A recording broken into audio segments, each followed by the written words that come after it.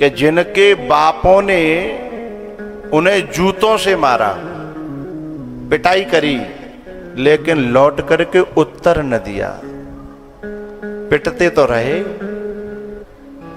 समझ रहे हो, पिटते तो रहे पर लौट करके उत्तर न दिया, जवाब न दिया।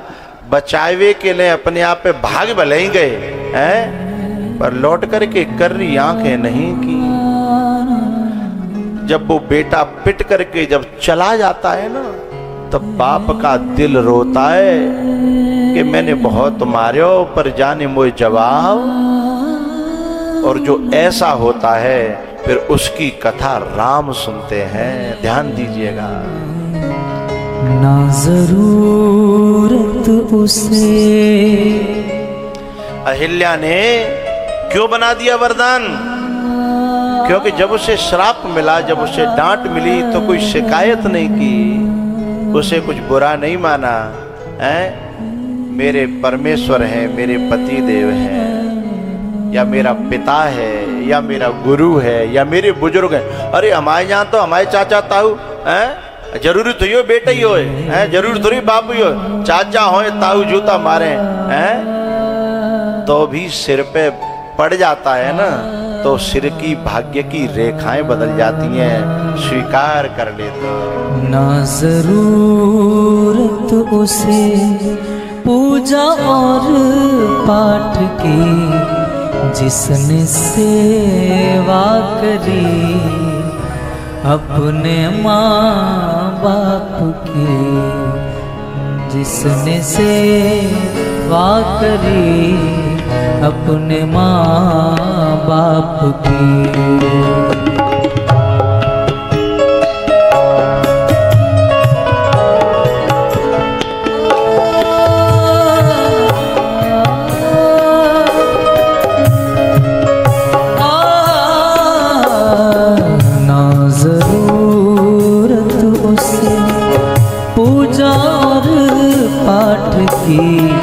जिसने सेवा करी अपने माँ बाप की, जिसने सेवा करी अपने माँ बाप की। पहले बच्चों को डर लगता था कि माँ साहब मारेंगे, पहले डर लगता था। कोई गलती बच्चों पे हो जाती थी बाहर, तो घर बताते नहीं था कि बाहर मार पड़ी वो अलग, और घर बताएंगे तो घर पड़ेगी वो अलग है। लेकिन अब बच्चे माँ बाप से नहीं डरते, अब माँ बाप बच्चों से डरने लगे हैं। अब कहने में डर लगता है कि कहीं जाने बेइज्जती कर दई तो मेरो माजनो खराब है जागो, मेरो बुढ़ापो खराब है जागो, मेरो जीवन खराब है जागो। लेकिन एक बात कहनी है, श्राप को यदि वरदान बनाना है ना, श्राप को भी वरदान बनाना है, तो इतनी सेवा का स्वभाव बनाइएगा, चाहे अपने बड़े बूढ़े की मिल जाए, चाहे आस पड़ोस के बड़े बूढ़े की मिल जाए। सेवा का स्वभाव जो बना लेता है ना, और माँ बाप या बड़े बूढ़े यूं कहें कि अगले जन्म में बेटा मिले तो ऐसो मिले, बहू मिले तो ऐसी मिले, तो समझना अब हमें और कहीं मंदिर में जाने की जरूरत नहीं है, भीतर से परमात्मा आशीर्वाद दे गया है। छोड़ चिंता सभी, ना गमों से डरो, अपने माँ बाप की आप सेवा करो।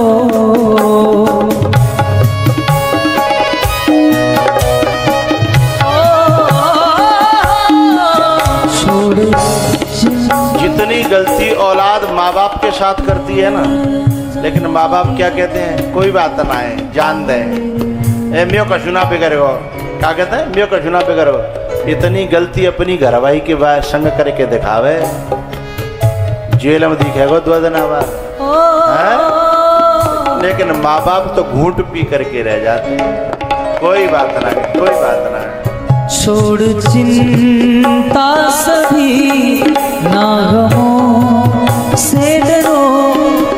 अपने माँ बाप की आप सेवा करो, उसकी करता है चिंता जगत का पिता, उसकी करता है चिंता जगत का पिता। जिसको चिंता लगी अपने माँ बाप की, जिसने सेवा करी अपने माँ बाप की। अब तो किसी से कहो ना कि अपने बेटा तेने न्यो कहो वो ऐसे कर रहा है, तो बाप का कह तो है भैया मुंह पे मत गिपावे, मेरे संग ही वजन काका कर रहा है, मैं तो ये कह के छोड़ देता हूँ जा हम तुझे सजा नहीं देते, जा तेरी करनी तू जाने, जा हम तुझे सजा नहीं देते। डर है रिश्तों के टूट जाने का, इसलिए हम तो औलाद को अब मशवरा भी नहीं देते।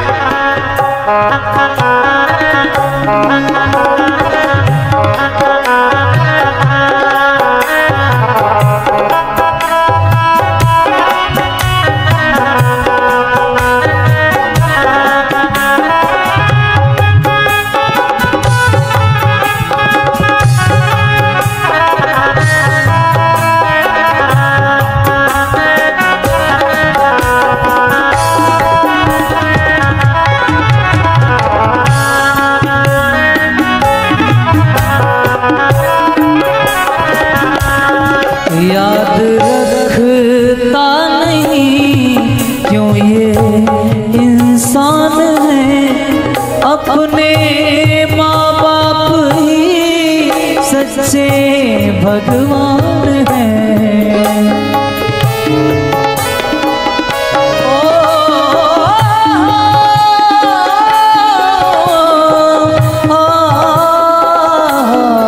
याद रखता नहीं क्यों ये इंसान है, अपने माँ बाप ही सच्चे भगवान हैं। उसके जीवन में दुख कोई आता नहीं, जिसके दिल में छवि अपने माँ बाप की, जिसने सेवा करी अपने माँ बाप की।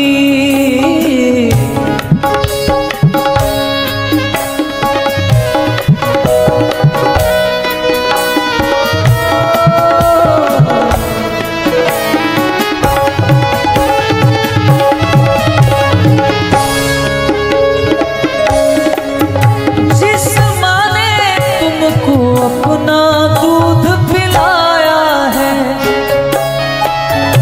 और पिता ने उंगली पकड़ के चलना सिखाया है।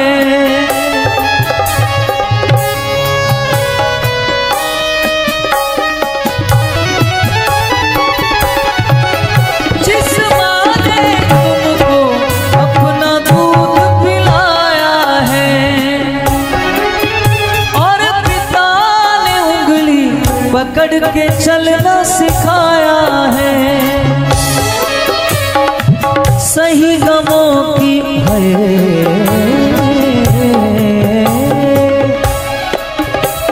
सहते गमों की मार, मगर एक बार ना बदले। बदल गई औलाद मगर माँ बाप ना बदले, बदल गई औलाद मगर माँ बाप ना बदले।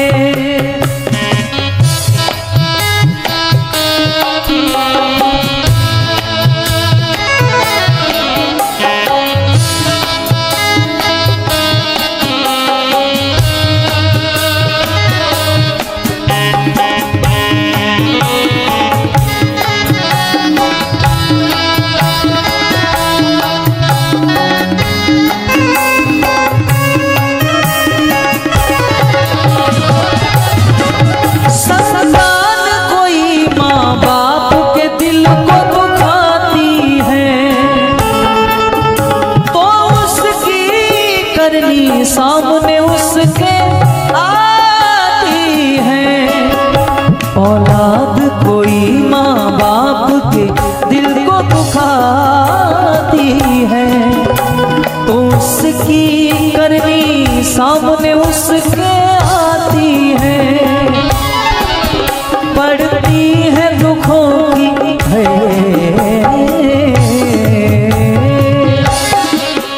पड़ती है दुखों की मार, मगर माँ का प्यार ना बदले। बदल गई औलाद मगर माँ बाप ना बदले। बदल गई औलाद मगर माँ बाप ना बदले। हो बदल गई औलाद मगर माँ बाप ना बदले। बदल गई औलाद माँ बाप ना बदले। जिस माँ ने तुमको अपना दूध पिलाया है और बताए कभी कभी बच्चे के इतने उत्तर देता है माँ बाप, इतने प्रश्नों के जो प्रश्न बिल्कुल बेकार होते हैं, जिनका कोई उत्तर होता ही नहीं है, फिर भी बना बना के माँ बाप उत्तर देते हैं। लेकिन बुढ़ापे में माँ बाप यदि कोई बात पूछ लें तो औलाद झुंझुला के पड़ती है। ऐसा लगता है कि जैसे माँ बाप ने क्या जुल्म कर दिया। जबकि छोटेपन में कितने प्रश्न करते थे हम लोग, बिना बात के, जो कौआ कांते आयो है, इस ये क्या है वो क्या है। लेकिन माँ बाप तो बड़े खुश हो के उत्तर देते हैं कि बोली वो सीख रहे हैं।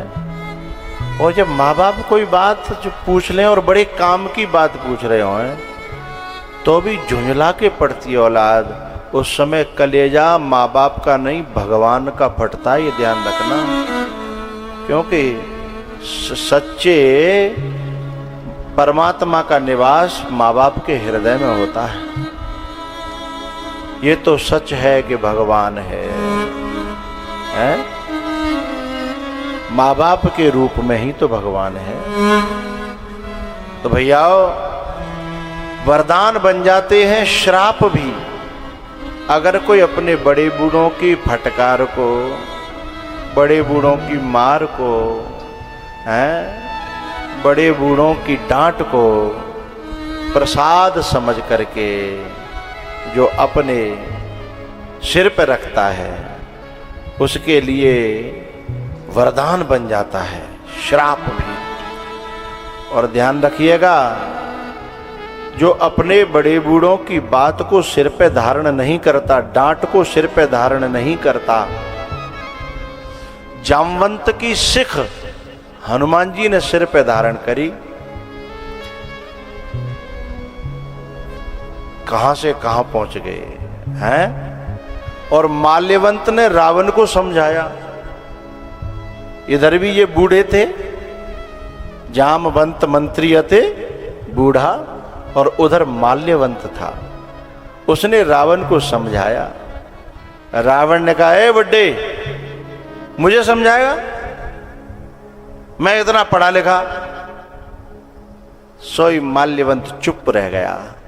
वहीं से हनुमान जी बिना तपस्या के अजर अमर हो गए, और रावण तपस्या करके अजर अमर का वरदान मांग चुका था, उसका वरदान भी विफल हो गया और रावण का विनाश हो गया।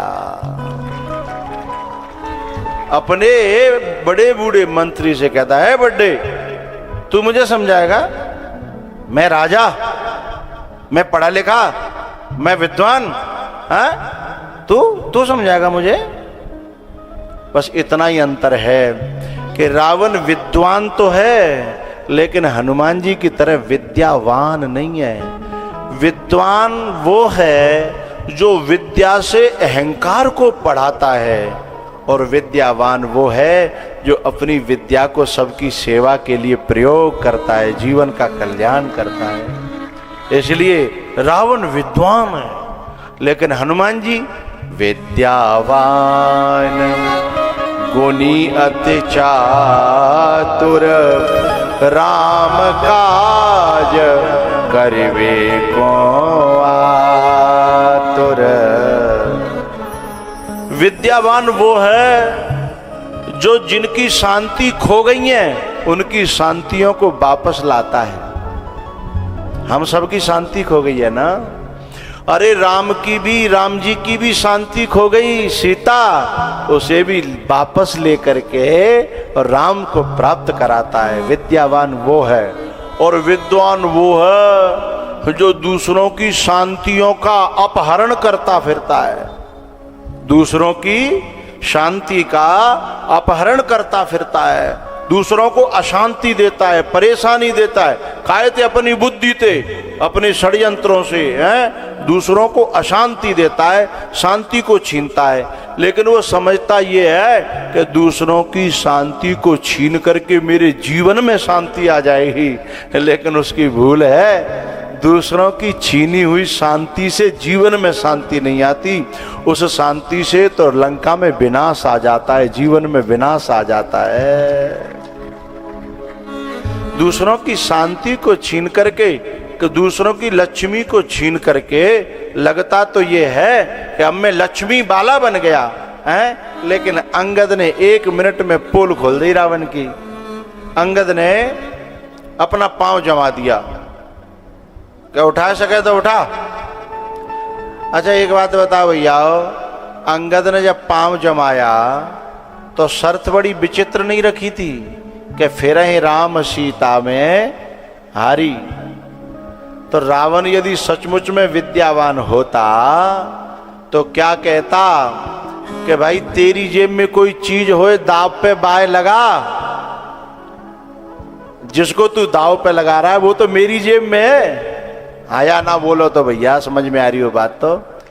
अरे सीता जी ये दाव पे लगा रहे हो तो पे हो तब तो है। मैं तुमसे कहूंगा तुम्हारी जेब में जो 15 रुपया लगाए वो मैंने दाव पे लगाए, ऐसे लगता है क्या है? अंगद ने तो यही बात कही थी कि जो सीता जी हैं वो मैंने हारी। अरे तू हारेगा तब जो तो पे होए हैं। लेकिन अंगद जी पोल खोलना चाहते थे कि दुनिया यूं समझ बैठी है कि जाए शांति मिल गई, जाए लक्ष्मी मिल गई, लेकिन भीतर से वो भी जानता है कि वो लक्ष्मी को पा नहीं सका है, शांति को पा नहीं सका है। ये दुनिया में जो बड़े बड़े तुम्हें दिखाई दे रहे हैं, हमें दिखाई दे रहे हैं ना, कि जिन्होंने शांति पा ली है, लक्ष्मी पा ली है, उनकी पोल कोई अंगद 1 मिनट में खोल देता है। जब कोई ऑफर रखता है तो समझ में आता है भीतर खोखलापन है, मिला कुछ नहीं है। क्योंकि शांति तो त्याग से मिलती है, संग्रह से नहीं मिलती। शांति तो परोपकार से मिलती है, लूट खसोट से नहीं मिलती। दुनिया की नजरों में जो बड़े बने फिर रहे हैं ना, आए साहब इतना बड़ा, लोगों ने भी बड़ी परिभाषाएं करना शुरू कर दिया। अब बड़े आदमी हैं, बहुत बड़े आदमी हैं, ये बहुत बड़े आदमी है साहब। अरे इनके पास लेकिन कोई अंगद जो है ना, जब लगाता है ना दाव, भीतर से नेकबा के पास में पांव जमाता है कि सचमुच में शांति होती तो काय को पांव उठा भी रावण उठता है। मंदोदरी ने कहा था रावण से अकेले में कि तुम्हें जा सीता ते इतना ही लगाव हो, तो तुम्हें शांति चाहिए, लक्ष्मी चाहिए, तो चोरी करके क्यों लाए? वैसे ले आते। वहां जब दंगल लगा था, धनुष यज्ञ हुआ था, तो भाई तोड़ के धनुष ले आते, ताकत तो तुम में थी। तो उसको ऐसे भ्रमित कर दिया कि मैं धनुष को तो नेक दिन में तोड़ देता हूं, क्योंकि मैं कैलाश पर्वत को उठा सकता हूं, तो क्या धनुष को नहीं तोड़ सकता है? पर वो मेरे गुरु का धनुष था, मैं कैसे तोड़ देता। ये बात अंगद को पता लग गई थी।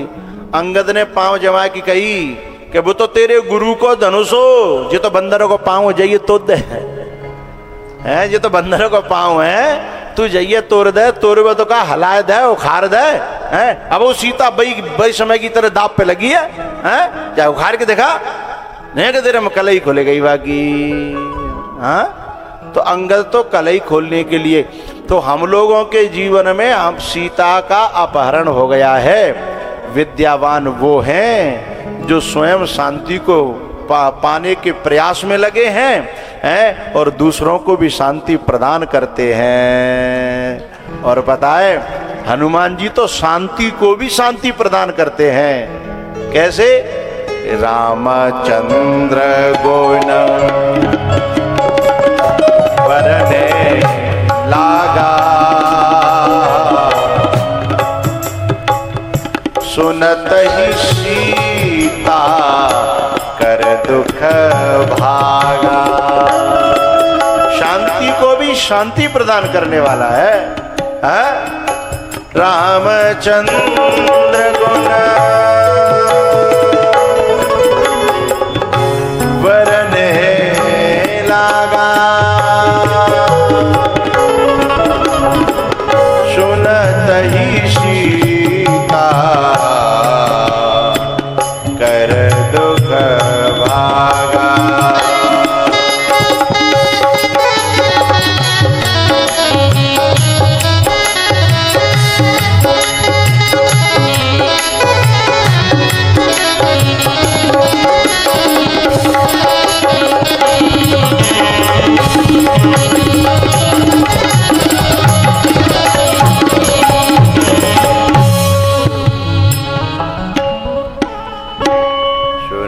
ही सीता।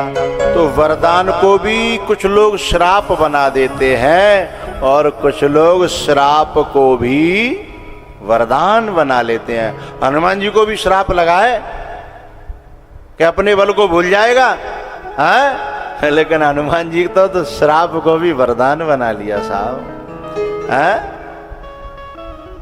भैयाओ अहिल्या का उद्धार करके भगवान आगे जनकपुर पहुंचे हैं और जनकपुर में ये कथाएं बड़ी रसीली और बड़ी गहरी हैं, पर भागवत कथाएं ने, इसीलिए मैं इनको छूते हुए और कहीं कहीं थोड़ा सा उसको चर्चा करते हुए चल रहा हूँ। मुझे क्योंकि आज ही राम कथा को पूरी करके कन्हैया का जन्म भी करना है शाम तक, इसलिए राम कथा तो इतनी प्यारी और इतनी गहरी और इतनी रसीली है, आ हा कहना क्या।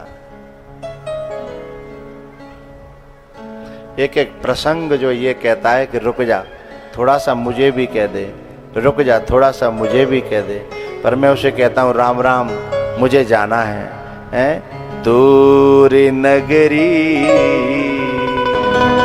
बड़ी दूर नगरी। यदि मैं विश्राम करने के लिए रुक गया तो पहुंच नहीं पाऊंगा, है ना। दूर नगरी ये बड़ी दूर नगरी।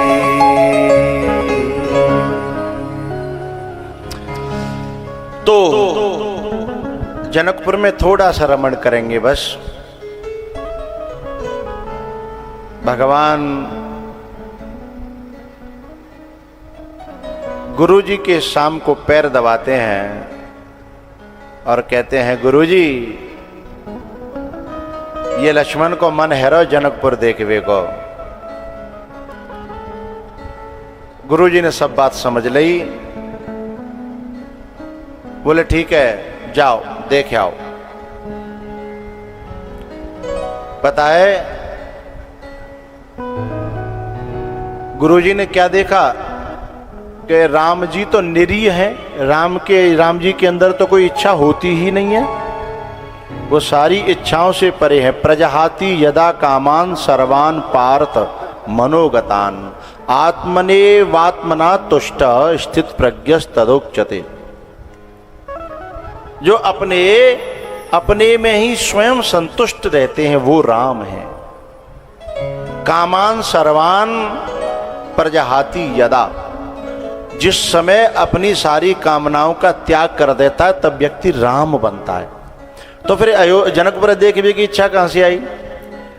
जब ये जो शीशा होता है ना दर्पण, ये पृथ्वी का ही एक भाग है, माटी का ही एक भाग है। काहे का? माटी का।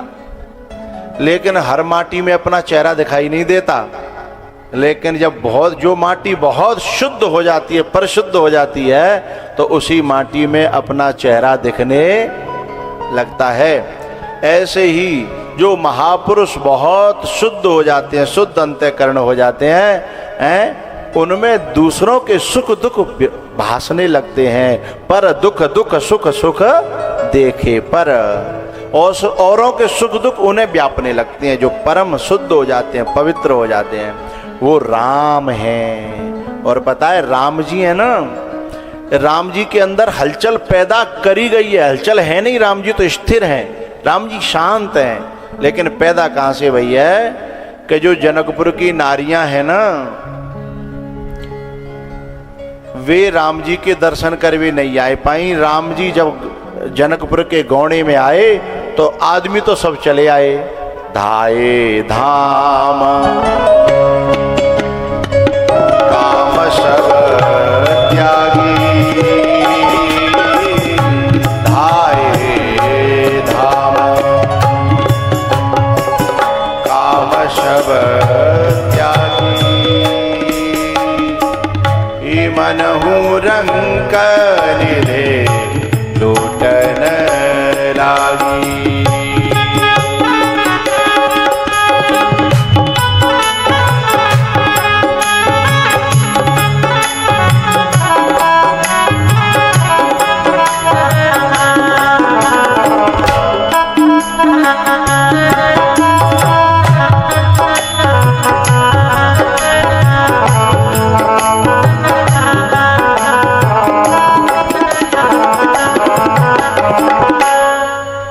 आदमी तो सब चले आए राम जी के दर्शन करने के लिए। राजा जनक भी चले आए, शतानंद गुरुजी भी चले आए। लेकिन वो विचारी का करें जिनको कोई लिबैया ले जावे वारो नहीं है। वे बड़ी बूढ़ी माताएं कैसे जाएं, हैं? जिनको कोई ले जावे वारो नहीं है। और जिनको कोई ले जावे वारो नहीं है, कछु ऐसी हैं जिनके पावन में दम तो है जावे की, पर पावन में उनके न जाने कितनी रस्सियां पड़ी हैं। काय की रस्सी? मर्यादा की रस्सी है। बेड़ी पड़ी है, हथकड़ी पड़ी है। जो घर की बहुएं हैं, बेटी हैं, बिना जावे के लिए परमिशन लेनी है। पहले आदमी ते लेनी, एरी मैया पहले आज जैसे नानू में कथा है रही है। और यहाँ ते आनो 2 किलोमीटर से 4 किलोमीटर 6 किलोमीटर दूर ते आनो है। अब इतनी दूर जावे के लिए जो बहुएं हैं, जो बेटी हैं बेचारी हैं, उन्हें पहले तो पूछनी पड़ेगी। यदि बेटी है तो पहले पापा मनावनो, मम्मी मनावनी। फिर वे कहते हैं कि सुने ताऊ पूछ लियो, ताऊ नाराज आ जाएगा।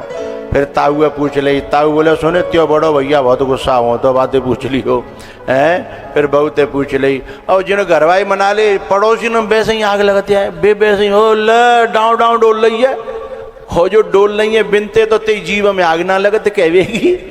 जो सही जगह पे नहीं जा रही हैं, बातें कहवे की हिम्मत नहीं है तो मोह तोड़ देगी।